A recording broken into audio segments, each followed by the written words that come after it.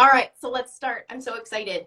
Um, so let's just start at the beginning with your background. Where are you from? Where are you now located? And also importantly, where are you currently? Not where are you currently living? Where are you currently? Yeah. So I am originally from Turkey. I came to the States in 2016, almost 10 years ago, Okay. to study. So I was in school. I was in Lincoln, Nebraska for 4 or 5 years. Then we found an opportunity here in upstate New York. Moved here with my husband, and I became a New York artist somehow. Okay. And I am actually currently at this very moment in Finger Lakes because it's my birthday tomorrow. So Happy birthday. That's so exciting. Is it a big birthday? we are not gonna talk about it because I don't want to get a big number. Okay, fair enough. We'll leave it there. Well, I hope you have a great birthday and it's 30? You're 31 turning 30 actually. this year. Oh, okay. I'm turning 31 this year too, so we're in good company. You're Yeah. fine. Yeah. Actually, I think it's better like now I think probably both of us you must have had like a lockdown birthday last year. Yeah. Yeah. So having a big, like turning 30 with a lockdown birthday was a little weird. I feel like 31 is sort of like, that's fine. Exactly. Yeah. It was our plan to like celebrate the 30th birthday this year, but I was like, no, it's past. I don't Yeah. care. Yeah. Yeah. So did you study art or what's your sort of professional background? Because you're sort of I've read your artist bio and everything, so I know that you're not like a full-time artist. You have this other side of you. So what's your professional background? So my professional background is weird too, I think. So I studied chemistry and I studied textile chemistry in the grad school. So I studied color theory and everything, but I don't have a official art background. And after graduating from the grad school, I decided to change my career. And it wasn't art at that time. Like I was doing art, but I wasn't ready to become a full-time artist, I guess. So I studied software development. So I'm a software developer full time, nine Okay. to five. However, after five, I'm a full time artist or part time artist, let's say. Yeah. Okay. So really quickly, just because I find this really interesting, can you explain what textile chemistry is? Sure. So I studied the chemical research part of the textiles. So we were developing new kind of materials and everything, like biodegradable materials from corn husks, for example. So it was a very fun project that I was involved in. Yeah, And that's really yeah, and I was working with the colors and like I was trying to create natural dyes for those natural materials. that's so amazing. Okay, so we've gotten your sort of professional background and there's this other side to you which I find completely amazing. So pivoting then, what is your work very broadly? What is your artwork about? So I'm an abstract artist and I mostly work with acrylic. Mhm. However, I think I'm still trying to explore more in the art world for myself. So I am like I'm everywhere. I do digital art. I do sometimes figurative drawings and everything. I Right. study art. Like I'm a self-taught artist, so I always study. And I love vibrant colors. I love shapes. I love everything. I don't know. It's hard to explain. Yeah. No, I think honestly, if people have seen your work, or hopefully after this they'll go check it out on our website. Um, I think having seen your work, what you just said makes complete sense. So I think having it probably is difficult to explain without a visual reference, but anyone who's seen your work would definitely understand what you're saying. So I just want to try to Sorry. go back to that. Oh, do you have something we can look at? Yeah, I have a video reference as my There art. you go. That's exactly it. Sometimes it's figurative, color, shapes, abstract. It's everything. Yeah. So I'm going to read, to get ready for today, I was reading your bio and some of there's a piece of your artist statement that I'm going to read to you. I don't know if you even read it. I'm going to read it. So, because I thought this was really interesting. So you say, art is one of the key differentiators between us and other species. It's a reflection of evolution. Art fulfills the emotional needs of evolved humans. As a self-taught artist, I've been controlling my evolution and sharing this process with others. So I know this is a little more biology than chemistry. So I recognize that asking this question, but you've obviously pulled in this sort of science piece to art that, to me, looking at it without having that background knowledge, I would think this is purely creative. This has nothing to do with anything scientific, in sort of the just surface level sense.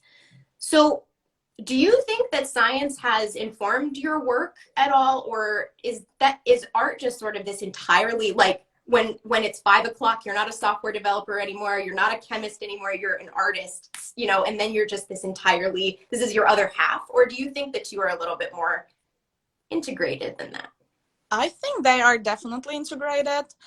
I think like the days that I am so busy at work, or I'm like I'm trying to solve a problem at work, I'm trying to write like weird codes for a weird problem.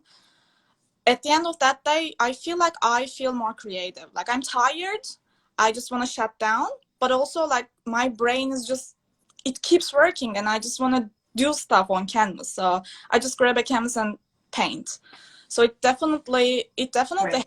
also, I think like I am so interested in art psychology, but I'm not coming from a psychology background. Like I don't have a background in psychology, and it's like too much for me to bring another profession on the table right now. I'm still like over everywhere, but I like there is a definitely scientific explanation behind art and behind the creative process of your brain. Right. That's actually, yeah, that's an interesting. I feel like we could talk about that for a whole hour, so I won't. That's like way out. But yeah, that's really interesting. So then, okay, so I guess in a sense, you've sort of answered this question, but I feel like maybe there are other components, obviously, because you have so much different sort of subject matter. Where do you go for inspiration? So obviously, you have this sort of like innate thing going on, and it sounds like sometimes it's just an outlet in a way, like you get off of your sort of job where you're using this half of your brain and then you just switched because you need that. But are there external things that you look to, or that you find inspiration in, from, etc.? Yeah, like life itself. That's a basic answer, I know, but what I mean is, as an abstract artist, when I look at something, I just see like literally weird abstract shapes with weird colors. So when I go outside, take a walk, it's an inspiration for me. But if I want to be more specific, definitely nature. Mm-hmm. And traveling, obviously, because like when you travel, you see new stuff, like Yeah. you're exposed to new environments. So it definitely boosts my creativity a lot. Right. Do you make art when you travel, or do you sketch, or do you just say, no, I'm just gonna take in all of this and go from memory when I get back? I do both, but especially after pandemic, I decided to bring my art stuff with me. So I created a little art kit for myself, like a travel kit. So whenever I just like bring it with me. So basically, I have it right now. So those markers, I use those Posca acrylic markers on paper because I don't want to bring like big canvases with me, obviously. Right. So those are like, so it's like acrylic paint in a pen or in a marker, and you can, okay, so you get like a similar effect to actual paint. Oh yeah, definitely. And it dries really quickly, so you don't create a mess in a hotel room. Yeah. Well, that kind of seems perfect. That's like for an acrylic artist to be able to, wow. This is sad. I mean, I know a decent amount about art material, and I don't think I knew that acrylic paint pens existed. So Yeah. Note to self. So let's talk, because I know we've seen one of your pieces too, and we've talked a little bit about so nature, travel. Obviously, all of those things are very colorful, but your palettes tend to be like vibrant. I've seen you use like neon colors. I've seen you use like, and you could have a ton of colors in a single piece. They all work beautifully together, but you really you don't seem shy when it comes to color. Let's put it that way. So how do you select your palette for any piece that you're making? I really don't know. It just becomes naturally. So I just like let my emotions to pick the colors. I have all Mhm. those like in my studio. Like I have all the colors, all the acrylic colors with me, and I try to once I try to use really natural shades one time, but it was just like my emotions were no, just pick the neon pink. No. I love that. So, do you find that, like, if you're feeling down, or if it's like, even if you're traveling and it's rainy, maybe, like, do you find that your palette actually differs depending on your mood or on something that has, like, let's say you have a terrible day at work and you're just like, I'm tired and exhausted. Do you find that your palette is a little bit darker ever, or It no? just goes black, complete black.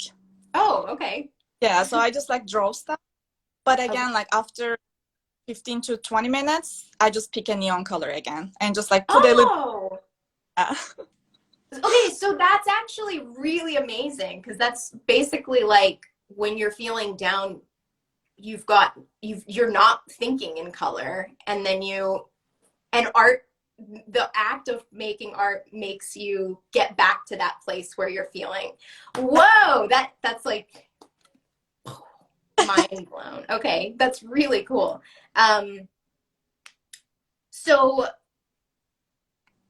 okay, so I'm gonna move on to subject, because I feel like we've sort of covered like background and inspiration palette. I want to make sure that we get to this because we are closing out the last full week of Women's History Month. So we can't close out at all without talking about this. yeah. Um, so your work, and especially I think your more recent digital work, which we have a lot of at Sorelle, we have almost primarily your digital work, but we do have a couple other like botanical pieces that are not.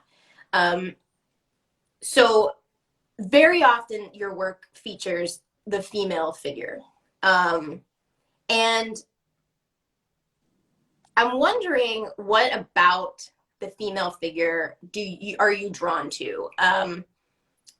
In terms of making it your subject, not 100%, because you do have, sometimes it's way more abstract. Sometimes it's, we carry plenty of your pieces that are botanicals and stuff like that.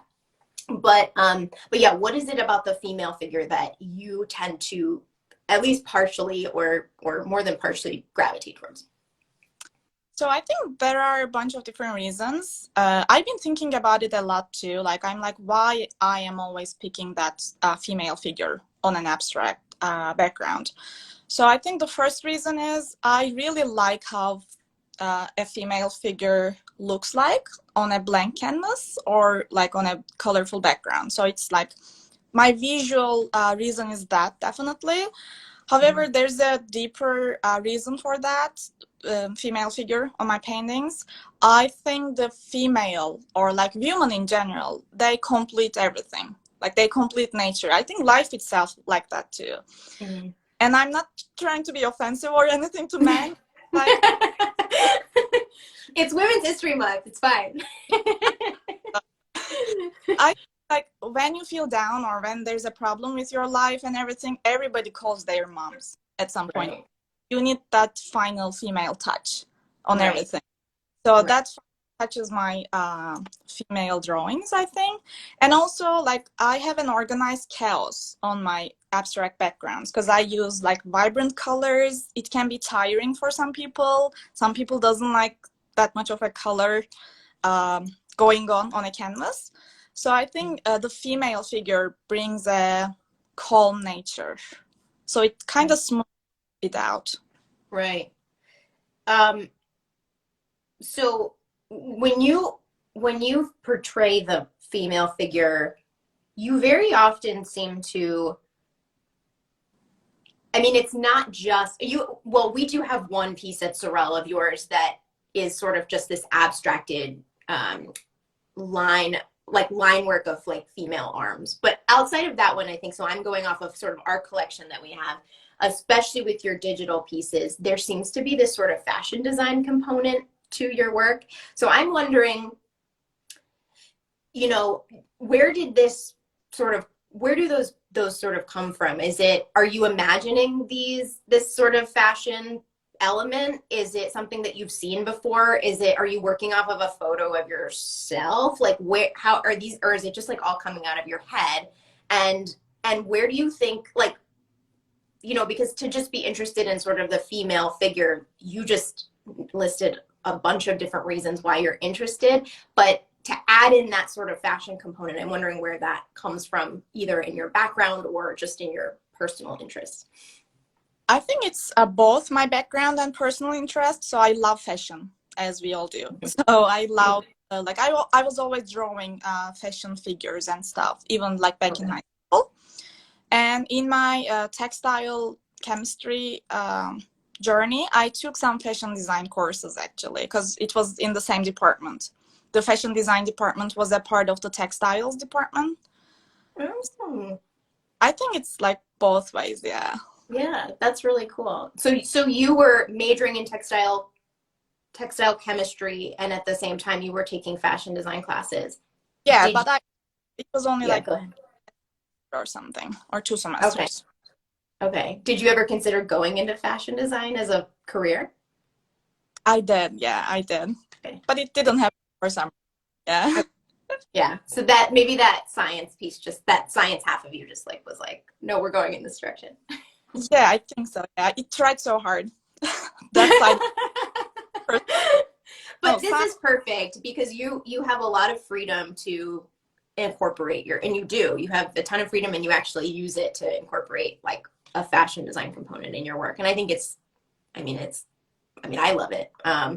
But so in terms of portraying women, I mean, I know you said that you've got this sort of, there's like this nurturing piece, there's it's soft but it's also bright, and like the woman sort of balances out that bright chaos that you bring to any piece.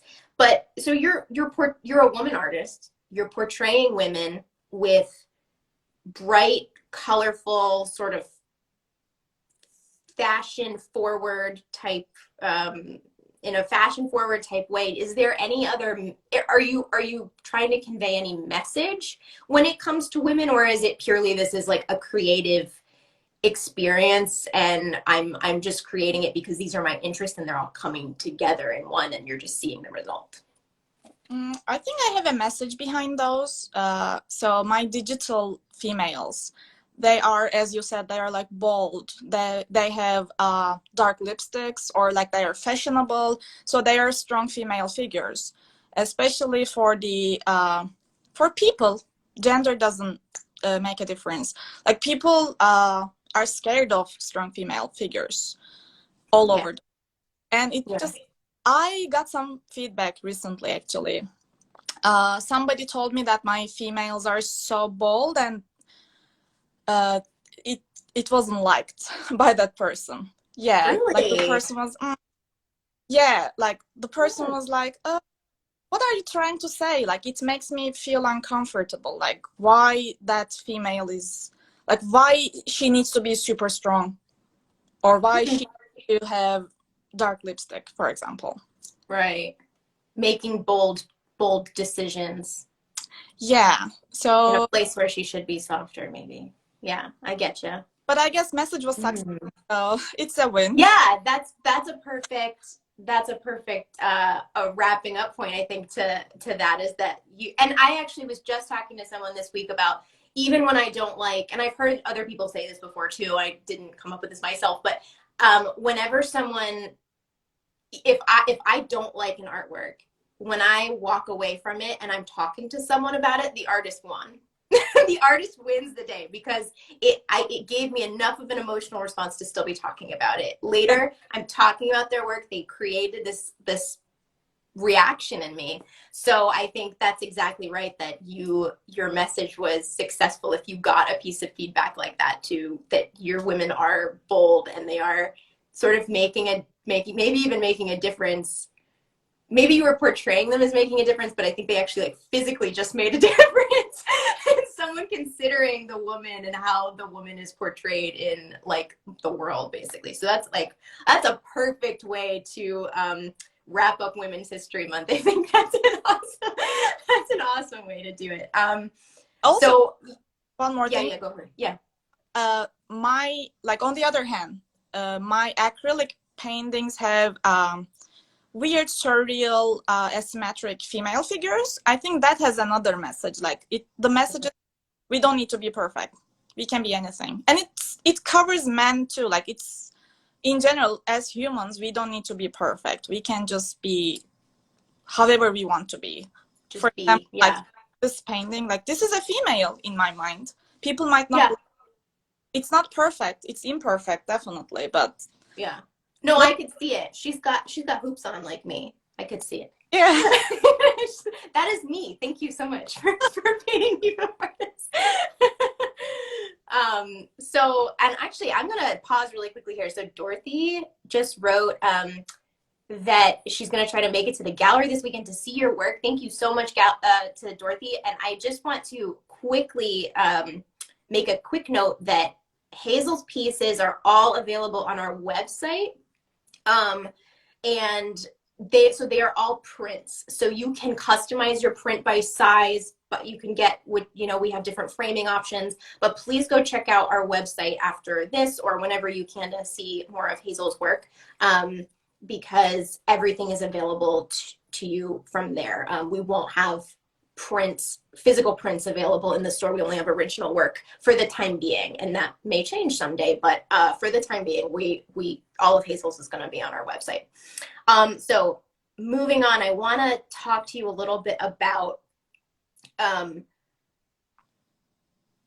you are a fine artist, digital illustrator. You just sort of gave this perfect lead into the fact that even when you're creating in different mediums, you're rendering things differently and you've got different messages for, just the female figure has a different sort of vibe and energy.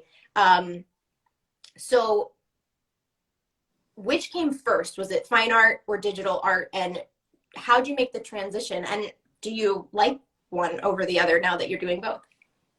So I think I was a fine artist at first. I will always be a fine artist. Like, fine arts, it just completes me. And I show my emotions with my art. So I need to hold my brush. I need to squeeze the paint, to feel the emotions and to reflect the emotions. However, I was always interested in the digital art world as well, especially because of my job. I do a lot of digital stuff. And I've been helping like nonprofit organizations or artists with some design work, like flyers, all those like advertising materials, marketing materials. So I was always doing digital art, let's say. Mm-hmm. I don't know how it started, the transaction or like the integration. I think it was the time that my husband introduced me to Procreate app. It's an iPad app. I know a lot of people have been using it now. Yeah. So started doing like sketches on my iPad, and I realized that I can translate those onto canvas on my abstract backgrounds. And I tried a bunch of different combinations. I really like it. So now it's kind of an art process for me. I do the drawings digitally at first. I sell the digital drawings, like the digital prints, but I also I just translate it to a painting in the end when the piece is complete. Got it. Okay, so you're really, in many ways, you're using the digital work as a sketchbook. Yeah. Oh, okay. I like it. It's my digital. Okay, so it's like a digital sketchbook, and some of them end up being sort of completed pieces. Just if they work, they work. They work. Yeah. Okay, yeah. That's cool. So from your first piece of art, which sounds like it would have been fine art, to now what you're doing, how do you think you've grown as an artist? Oh, that's a tough question. Yeah, lots of tough questions today. So when I compare like 10 years ago with now, I definitely see the change. I think I have a cohesive body of art now. And I like sometimes my friends, like my non-artist friends, they just call me or just like send me a picture and they're like, oh my God, did you do this? Like, this is so you. So I feel like I have finally a style. It's like, oh, okay, art by Hazal, definitely. Or this can be an art by Hazal. Right. However, I think I'm still trying to find my artistic voice. So the progress is still going on. Right. We'll see how it goes. Like after 10 years, I don't know where I'm gonna be at, but this is so fun. Yeah. Well, that's great. So, do you have any advice for your younger, like if you could give a piece of advice to your younger artist self or your human self, I guess would be fine too. What would that be? Make art whenever you can. Just Okay. do just it. create something every day. Like it's not stupid. It's not like you can do anything. And you don't need to show people if you don't feel comfortable, but just start doing it. Yeah. Right. Just the act of creating is enough. And where do you see, so you kind of touched on this, but where do you see your art going next? Oh, I don't know. Like I have a lot of ideas. So I don't know. I always want to paint a giant painting. Like when I say giant, really maybe like triple my size or something. Okay. I am so interested in murals. I recently made a mural for a fashion store. I was in Turkey 2 months ago. So I really liked it too. Because mural art is like you have the giant canvas, so sky is the limit. You can do whatever you want to, but it's tough also. Like you need to be careful, you need to be organized and ready. So I am getting there. So it's definitely my short-term goal. Yeah, yeah. And I saw your mural, and I think you actually, if that was your first mural that you did, the one in Turkey. So I think you actually did. You were actually really smart about it because making that transition, I would imagine, is really difficult to go from working smaller or even on the canvases, even if you're doing like, you know, a 24-inch or a 36-inch piece, to go that big is tough. But I think you did a really interesting thing where you kept the background really minimalist, but you did these sort of like smaller pieces, almost like this, it's almost like you created this abstract wallpaper in your own style. And it was super effective. I mean, it really worked with everything that you've done before. And I would imagine it made it a little bit easier for you to transition into something large like that. I pictured the wall like a gallery wall. So I did small gallery female figures. So it was like, oh, that's so funny. Yeah. Like, it was easy. It was easy for me, but it's not gonna be easy.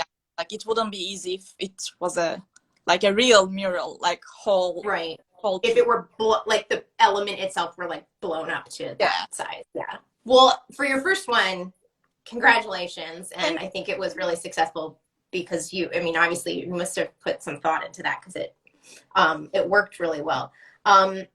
Okay, we're gonna wrap up now with, I'm gonna do some like either or would you rather type questions. So these are not art related. This is just like learn about Hazal time. Okay, coffee or tea as you take a sip.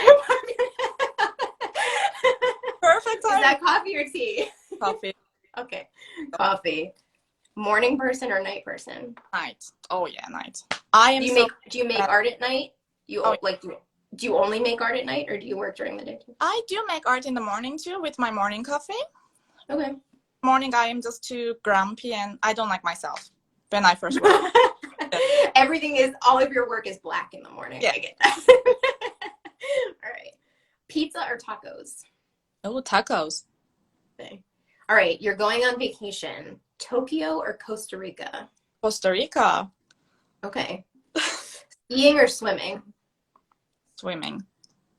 I think I could have guessed that one. Yeah. All right. This one. Swim with sharks or go skydiving? Oh. Swim with the sharks. All right. Well, you just say swimming, so that's safely swim, like the nice sharks, the nice sharks in the tourist locations, that kind of stuff. Yeah. Supervised swimming. All right. Dance club in Miami or jazz bar in New Orleans? Jazz bar in New Orleans. Okay. Jazz bar in New Orleans or juice bar in Santa Monica? Jazz bar in New Orleans. I've been. Okay. Jazz So I, lover. yeah. Yeah. Beer or margarita? Margarita. That was quick. What? It's Friday and it's your birthday weekend. So, one physical item you could never live without. Oh. Hmm. Posca pants. Okay. I was wondering if you were going to pick up your coffee cup. I thought All about right, it. but it's the pens. It's the art that wins in the end. It's the art that gives you energy in life. Most recently binged on Netflix. Oh, Night Stalker, the documentary. I'm gonna write that down and go watch that this weekend. But Is it good? it was good. All right, good. Okay, that's it. That's all we've got. So, really quickly, before we leave, I just want to address. There was a question in here about Hazel's prints being available physically at the gallery. We are hoping this summer to have print samples of every artist who offers prints. We would like to have a sample of physical inventory in the store. So stay tuned. If you popped into this this live and didn't hear everything and would like to hear everything, you can go sign up for our email newsletter. Hazel has a written inside the studio interview that we'll be posting and sending out next Tuesday. And that actually has images of her actual studio, which is great because she's got sort of like this garage studio and an office studio, and you can see more examples of her just like digital and fine art pieces all in one. It's just a big mix of everything. So and also if we do end up being like, when we do get those print inventory pieces in the store, we will notify you by email and you'll be the first to know. So usually if you get those emails, that's the first notification we send out. So and on that note, Hazel's work is also linked in our bio, so you can go check out her stuff right after this. So Hazel, thank you so much. This has been great. And happy birthday. Happy 31. It's going to be a great year. Thank you so much. It was so fun. So thanks for hosting me. Yes, absolutely. All right. Well, we'll have to hopefully do something like this again sometime. So go enjoy your, hopefully it's a long weekend. You have to work now. Yeah, but it's okay. I have a good week. So Good. All right. You have to put on your software developer brain now. I need that part too to paint. Yeah. So Yeah. Good. All right. Well, thank you so much, and I will talk to you later. see you. Bye. Bye.